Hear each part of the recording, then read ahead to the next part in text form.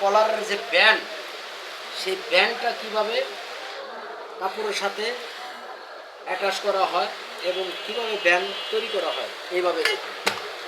এই যে দেখুন, আয়রনের হিটটা একটু বাড়াই দিলাম। এইভাবে আয়রন ডলতে ডলতে ডলতে ডলতে এই কিনারে আমি যাব, আবার এই কিনারে আসবো। আসলে এই আয়রনের হিটে, গরমের তাপে এই লাইনিংটা কাপড়ের সাথে একবারে টাচিং হয়ে যাবে। গার্মেন্টসে তো ফ্রিজিং মেশিন আছে, আমাদের তো ফ্রিজিং মেশিন নাই। অর্থাৎ আমরা এই আয়রন দিয়ে ফ্রিজিং করে তারপরে এখানে তৈরি করতেছি সম্পূর্ণভাবে।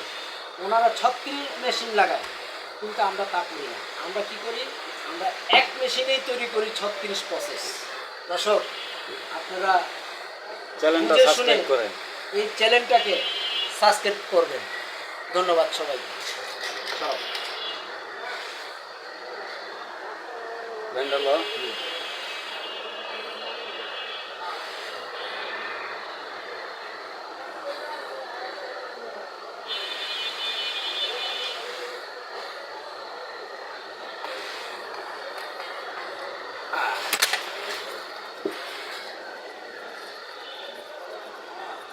সবাই এইভাবে কাইটা নেয় না, বানানোর আগে মেশিনে বসে এইভাবে কুতু কুতু করে কাটে, কিন্তু আমি একেবারেই কাইটা নিই।